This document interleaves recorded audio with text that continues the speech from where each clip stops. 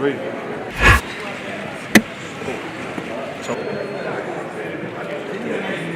Le projet de loi est d'une importance capitale pour tous nos États parce que dans un premier temps, ça peut nous permettre de faire face aux menaces d'intervention qui planaient sur le Niger.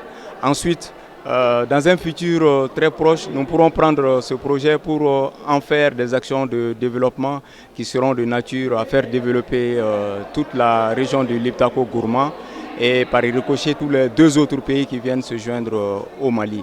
C'est la raison pour laquelle nous, au niveau du CNT, particulièrement la Commission des Affaires étrangères, nous avons donné notre quitus à 140 députés sur les 147 pour donner notre aval. En plus de ça, la symbolique, nous voudrons donner ce signal-là pour dire que le Mali est prêt à manifester ce qui se trouve dans les différentes constitutions. Le Mali est l'un des rares États à abandonner tout ou partie de sa souveraineté pour asseoir l'unité africaine. C'est quelque chose de très important pour l'ensemble du Sahel et de l'Afrique, je dirais, de toute la sous-région. En tout cas, ce n'est pas quelque chose contre la CEDEAO ou contre une autre entité. Au contraire, ça vient en complément. Et c'est surtout que les trois États ont décidé de s'assumer. De s'assumer comment? En créant cette charte-là et cette alliance surtout, initiée par le Mali et bien sûr de manière proactive. Et je remercie le président Assimi Goïta d'avoir été proactif. La rectification de cette loi est d'une importance capitale. Cela démontre d'abord de l'engagement du Mali par rapport à la création de l'Alliance des États du Sahel, instituée par la charte de Liptako-Gourma.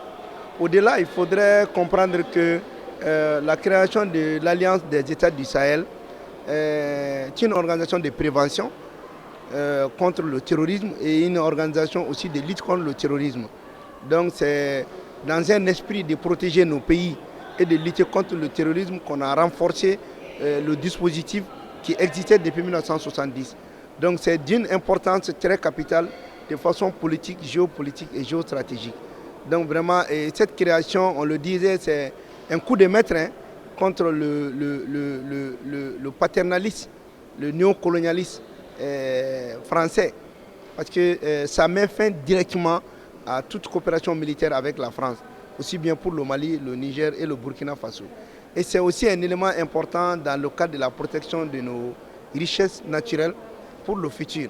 Et ce qui est aussi important, c'est que l'Alliance des États n'a pas de tutorat, c'est-à-dire qu'on n'a pas de tutelle comme le G5 Sahel, comme aussi la CEDEAO, comme l'Union africaine, qui ont toujours des tutelles et qui sont financées de 70 à 80% par l'Union européenne ou bien la France et ses acolytes. Mais cette organisation est financée uniquement sur le budget des trois pays. Donc, c'est un financement autonome. 143 contre 0. Abstention 0. Le projet de loi portant à